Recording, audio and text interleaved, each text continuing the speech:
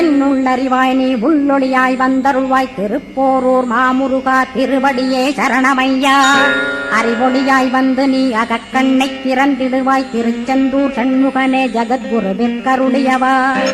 ஜகத்குரோ சிவகுமரா சித்தமலமகற்றிடுவாய் செங்கோட்டு வேலவனே சிவானுபூதி தாரும்.